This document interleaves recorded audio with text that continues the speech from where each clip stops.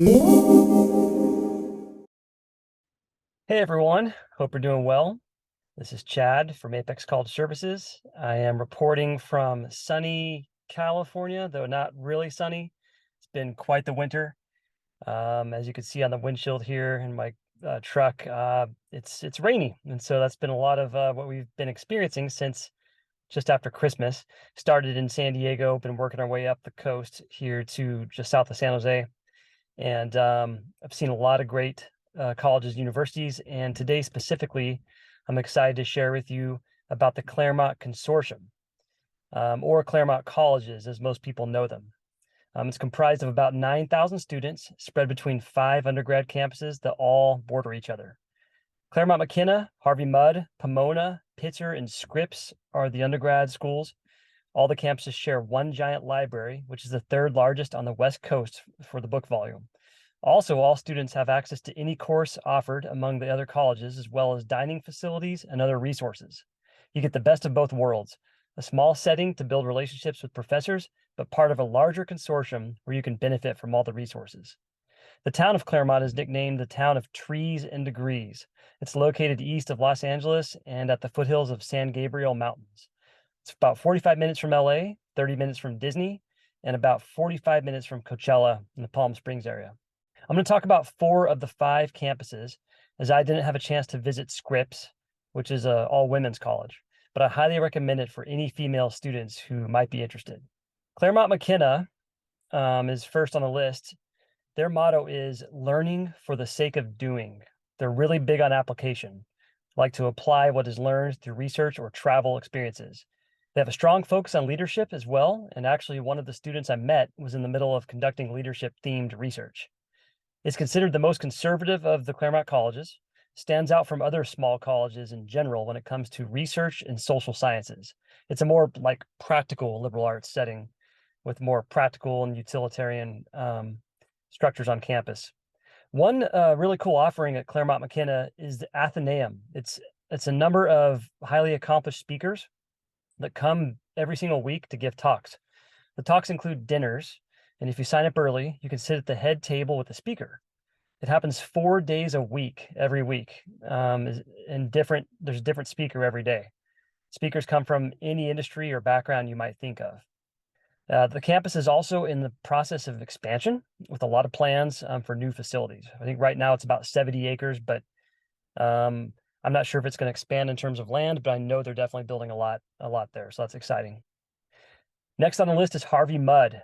Harvey Mudd is a very small STEM school, considered an alternative option to a school like Caltech. It's similar to Caltech, however, when it comes to pranks. Students here have a tradition of pranking each other and other campuses, and I heard lots of funny stories about that. I like that the first semester at Harvey Mudd is pass-fail. It allows students to get their footing in a very rigorous setting.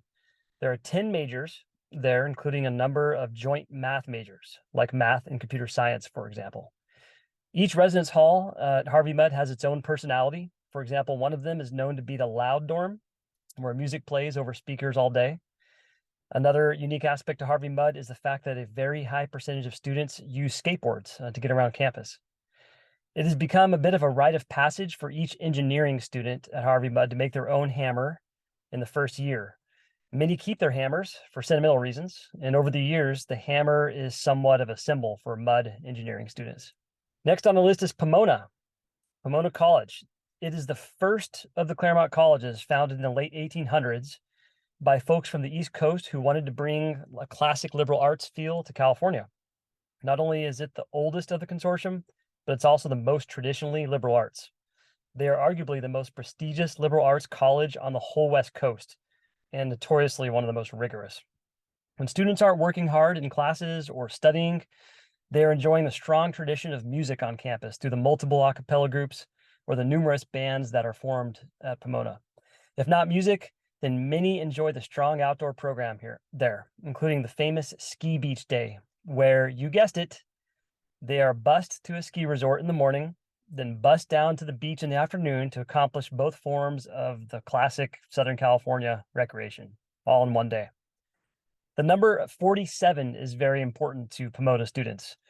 There's a number of examples, but a couple. The clock tower chimes on the 47th minute, of each hour. And there is a list of 47 off-campus activities students are supposed to do prior to graduating.